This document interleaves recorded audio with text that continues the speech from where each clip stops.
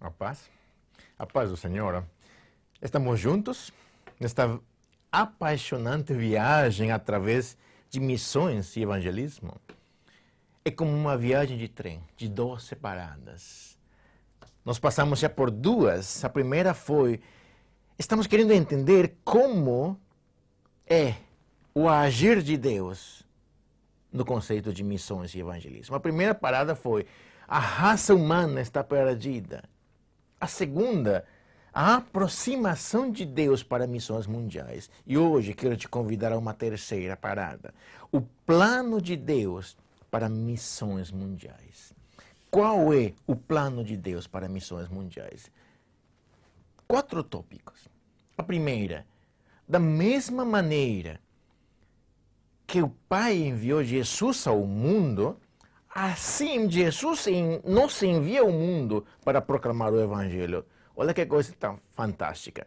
Da mesma maneira que o Pai enviou Jesus ao mundo, assim Jesus nos envia ao mundo para proclamar o Evangelho.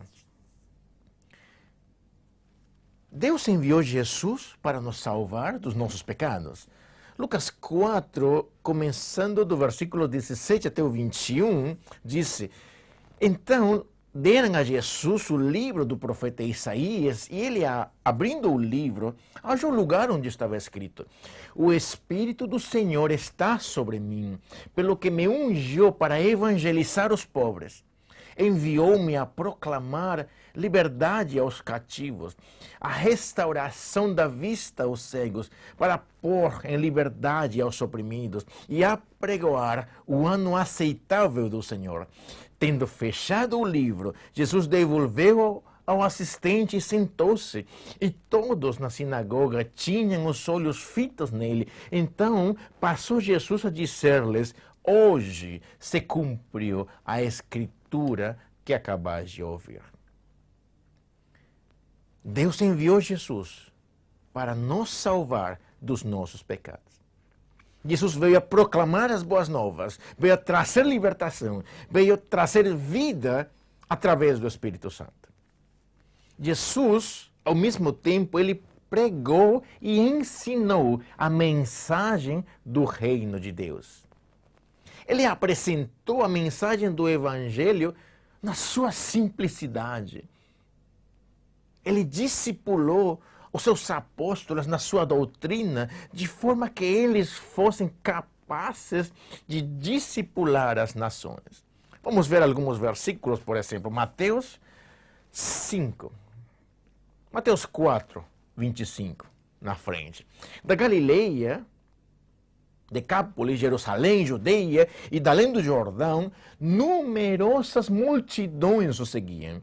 Vendo Jesus as multidões, subiu ao monte e, como se assentasse, aproximaram-se os seus discípulos e ele passou a ensiná-los.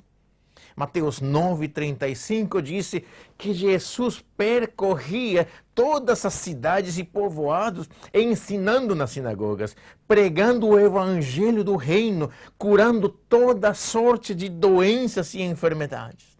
Era o ministério dele. Pregava, ensinava, agia, fazia acontecer.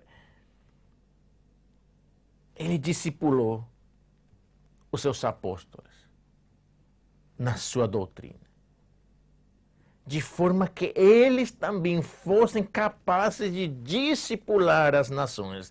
Mateus 5, 1, 2, nós vimos agora que Jesus, vendo as multidões, subiu ao monte e, como se assentasse, aproximaram-se os seus discípulos, ele passou a ensiná-los. Mateus 10, versículo 2 pela frente, ele nomeia apóstolos. Disse: os nomes dos 12 apóstolos são estes. Primeiro, Simão, por sobrenome Pedro; André, seu irmão Tiago, filho de Zebedeu; João, seu irmão; Filipe, Bartolomeu, Tomé, Mateus, o publicano; Tiago, filho de Alfeu, Tadeu, Simão, o zelote; o Judas Iscariotes, que foi quem o traiu.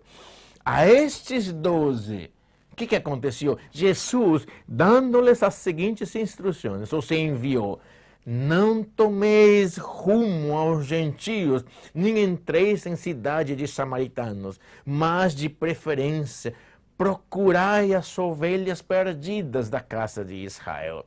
E à medida que seguirdes, pregai que está próximo o reino dos céus. Curai enfermos, ressuscitai mortos, purificai leprosos, expeli demônios, de graça recebestes, de graça dai. Mateus 28, 18, na frente. Jesus, aproximando-se, falou-lhes: toda a autoridade me foi dada nos céus e na terra. Portanto, ide, fazei discípulos de todas as nações, batizando-os em nome do Pai, do Filho e do Espírito Santo, ensinando-os a guardar todas as coisas que vos tenho ordenado. Eis que eu estou convosco todos os dias até a consumação dos séculos. Depois que Jesus deu a sua mensagem aos discípulos, ele os mandou sair para o mundo. Eles deviam fazer discípulos de todas as nações. Eles deviam proclamar o Evangelho a todo o mundo com o poder do Espírito Santo que confirma a palavra. Marcos 16, 15 declara: Jesus disse: ide por todo o mundo, pregai o Evangelho a toda criatura. Quem crer e for batizado será salvo. Quem, porém, não crer será condenado. Estes sinais hão de acompanhar aqueles que creem. Em meu nome, disse, expelirão demônios, falarão novas línguas, pegarão em serpentes, e se alguma coisa mortífera beberem, não lhes fará mal. Se impuserem as mãos sobre os enfermos, eles ficarão curados. Eles deviam sair e trazer as pessoas para a casa do Pai.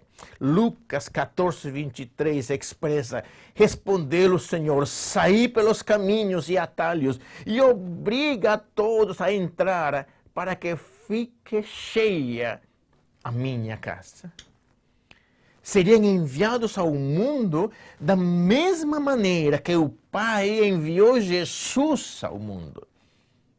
João 17, 18 diz: assim como tu me enviaste ao mundo, também eu os enviei ao mundo. João 20, 21, Jesus diz, outra vez: paz seja convosco. Assim como o Pai me enviou, eu também vos envio. Eles deviam ir como testemunhas de Cristo, sendo ungidos pelo Espírito Santo. Atos 1:8 declara: recebereis o poder do Espírito Santo ao descer sobre vós, e sereis as minhas testemunhas. Nós recebemos o poder do Espírito Santo para dar, para passar, para transmitir, para sermos testemunhas dele, na Jerusalém, na Judeia, na Samaria, até os confins da terra. Não podemos ficar no mesmo lugar. O plano de Deus era para que todos os que recebessem o Evangelho fossem também enviados a orar e a pregar o Evangelho. Esse é o primeiro tópico. Forte, claro, direto. Da mesma maneira que o Pai enviou Jesus ao mundo, assim Jesus nos envia ao mundo para proclamar o Evangelho. Por esse motivo, nós, segunda parte, nós devemos ir por todo o mundo sob a autoridade de Jesus, porque é uma ordem dele. Sempre debaixo da autoridade dele. Jesus sempre teve toda a autoridade nos céus e na terra. Ele expressa muito bem. Jesus disse em Mateus 28, 18, aproximando-se de Jesus, falou-lhes dizendo: toda a autoridade me foi dada no céu e na terra. Ele tinha autoridade sobre tudo. Por exemplo, sobre a natureza. Jesus andava por sobre o mar.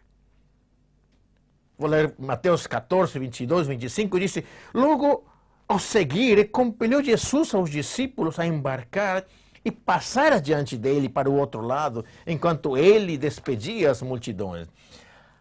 Despedidas as multidões, subiu ao monte a fim de orar sozinho. Caindo a tarde, lá estava ele só. Entretanto, o barco já estava longe. a muitos estádios da terra, açoitado pelas ondas, porque o vento era contrário. Na quarta vigília da noite, Jesus foi ter com eles, andando por sobre o mar. Lucas 5, vemos a experiência da pesca milagrosa.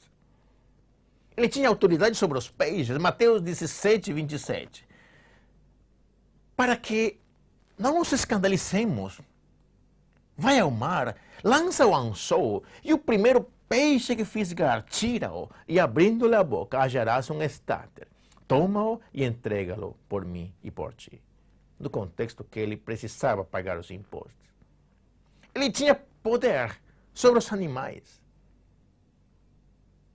Lucas 19, 30 diz: ide à aldeia fronteira e ali, ao entrardes, achareis preso um jumentinho que jamais homem algum montou. Soltai-o e trazei. Ele tinha autoridade sobre as doenças. Marcos 1,30 nos mostra que a sogra de Simão Pedro achava-se acamada, com febre. Logo lhe falaram a respeito dela. Então Jesus, aproximando-se, tomou-a pela mão e a febre a deixou, passando ela a servi-los. Ele tinha autoridade sobre os demônios.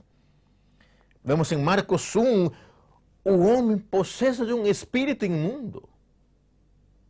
Quero poder ler isto porque enfatiza de uma forma tal a autoridade que Jesus tinha sobre tudo. Depois entraram em Cafarnaum, Marcos 1, 21, e logo no sábado ele foi ensinar na sinagoga.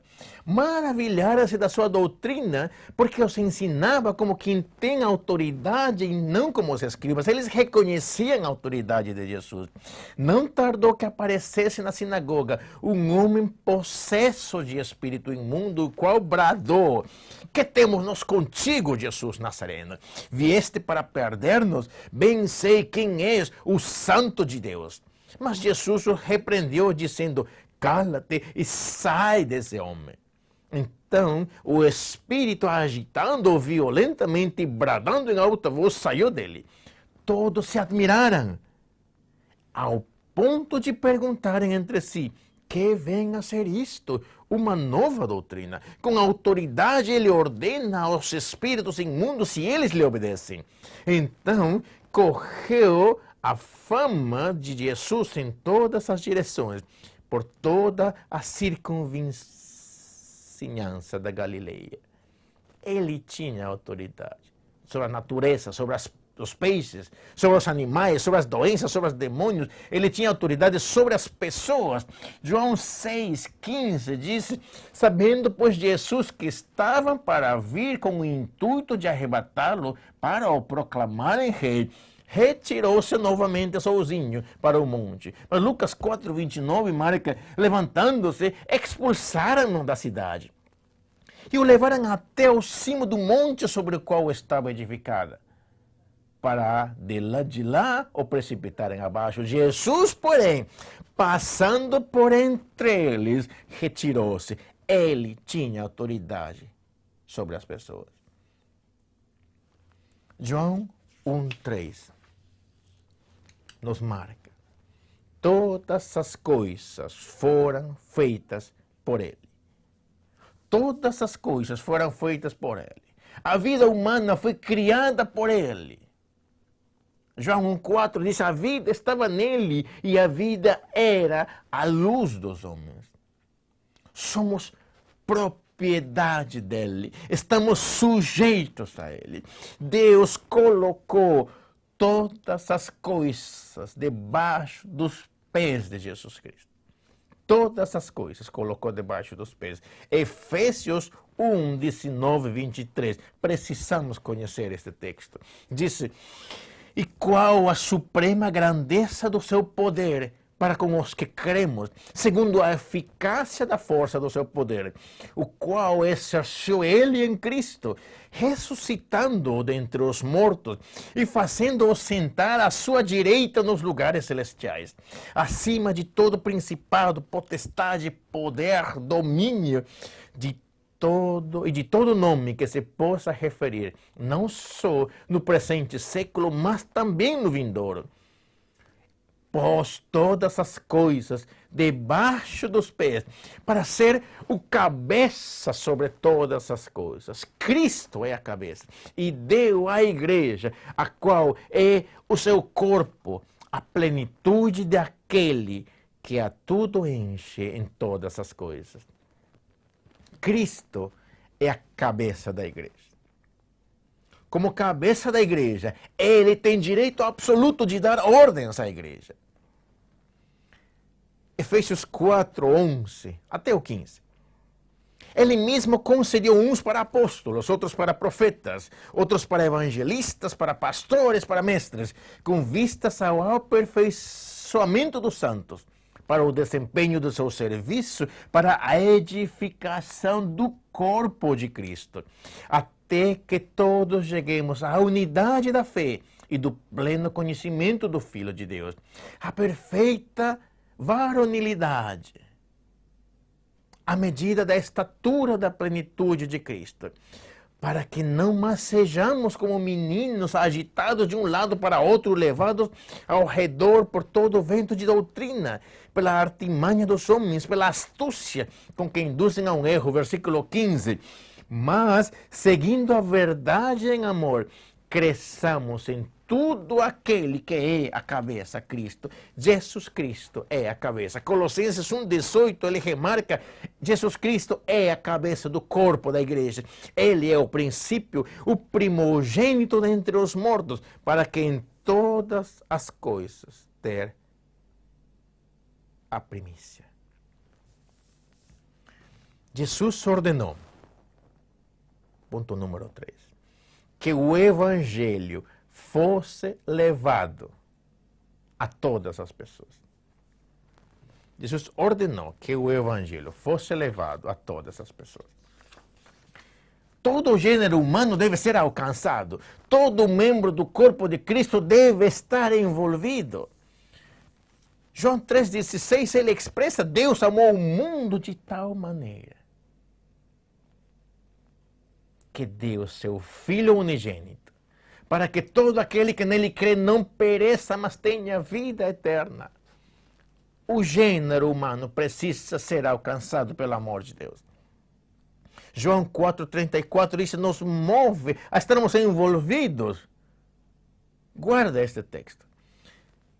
João 4, versículo 34, disse Jesus: a minha comida consiste em fazer a vontade daquele que me enviou e a realizar a sua obra.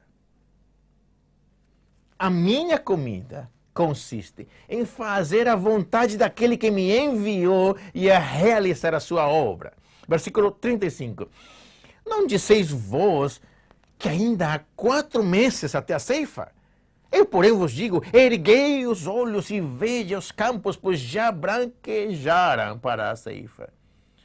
O ceifeiro recebe desde já a recompensa e entesoura o seu fruto para a vida eterna. De sorte se alegram tanto o semeador como o ceifeiro. Pois no caso é verdadeiro o ditado: um é o semeador, outro o ceifeiro. Eu vos enviei para ceifar o que não semeastes. Outros trabalharam e vós entrastes no seu trabalho. Todo gênero humano precisa ser alcançado. Todo membro de Cristo precisa estar envolvido. Jesus nos desafia a abrir os nossos olhos. Isto significa que devemos deixar de viver as nossas próprias vidas, uma vida egocêntrica. Precisamos ver além de nós mesmos. Temos que tirar nossos olhos do que pensamos ser importante. Identificar com aquilo que importa para Deus. Temos que abrir os nossos olhos e olhar para o que é importante para Deus. Jesus nos desafia: olhem os campos.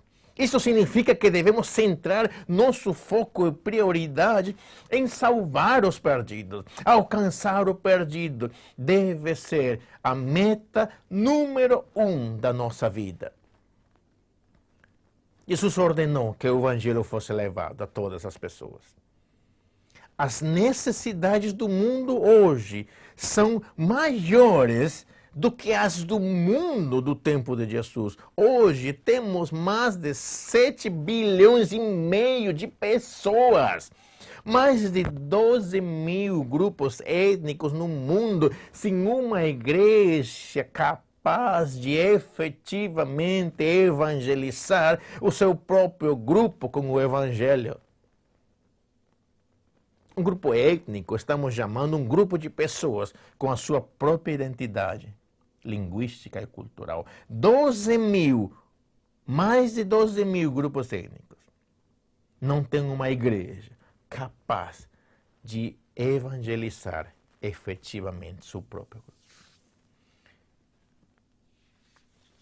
Dentro destes 12 mil grupos étnicos, temos mais de 2 bilhões e meio de pessoas que não há ninguém para compartilhar Cristo com eles. Não há nenhum cristão convivendo com eles.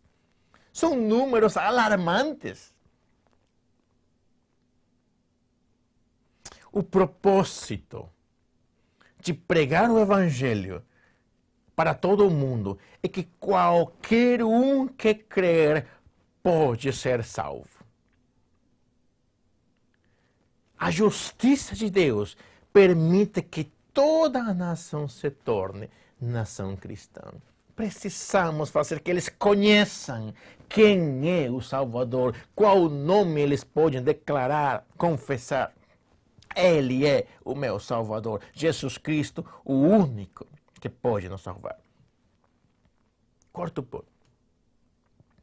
O plano de Deus para missões mundiais estará terminado quando o Evangelho for pregado em todo o mundo.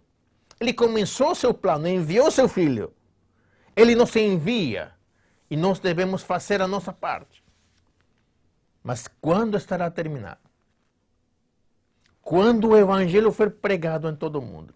Devemos levar o Evangelho para todo o mundo. Devemos proclamar as boas novas de salvação a todo o mundo. Todo cristão que proclama o Evangelho será envolvido. A proclamação do Evangelho pode ser de muitas formas. E começa com você. Onde você está.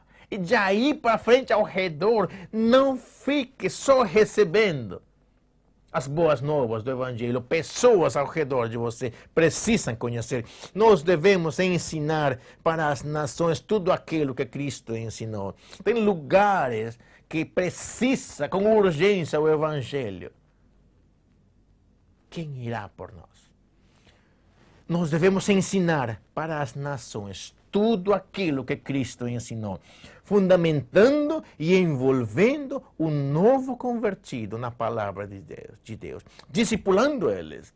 Jesus Cristo estará presente conosco, é a garantia que Ele nos dá. Estará presente conosco onde quer que o seu Evangelho seja pregado. Jesus cooperará conosco onde quer que Ele nos envie. Marcos 16, 20.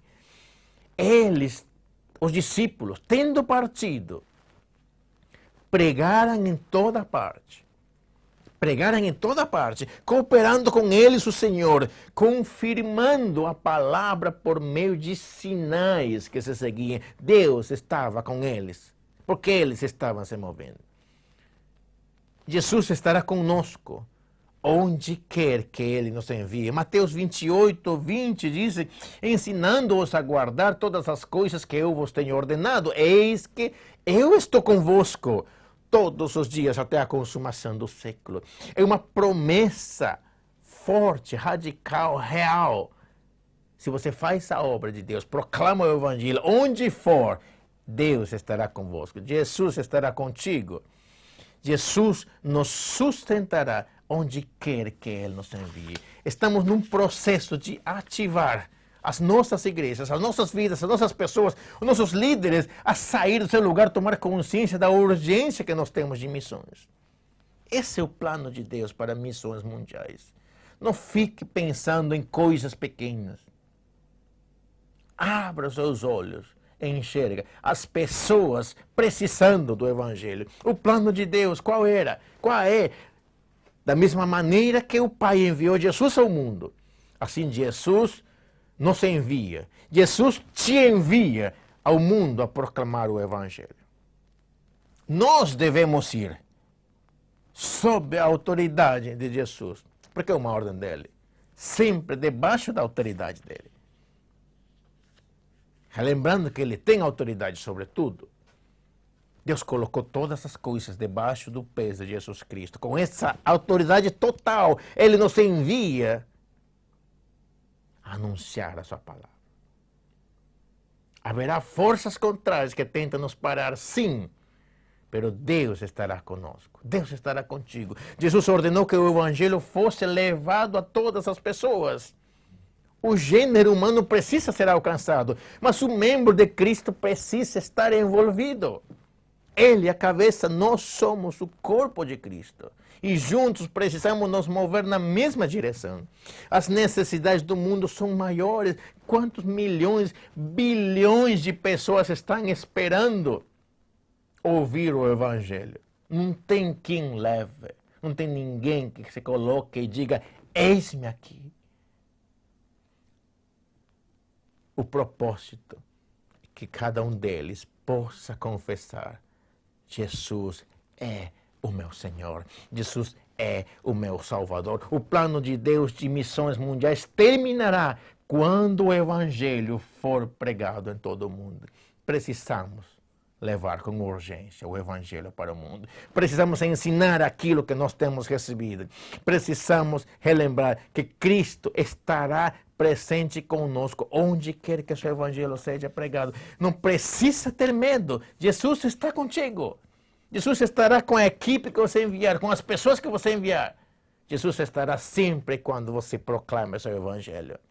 Eu quero te encorajar a ver essas pessoas ao redor. Você tem tido o privilégio, a graça de ser salvo. Você tem recebido o Evangelho, mas não pode ficar dentro de você. Precisa fazer algo, passar essa graça.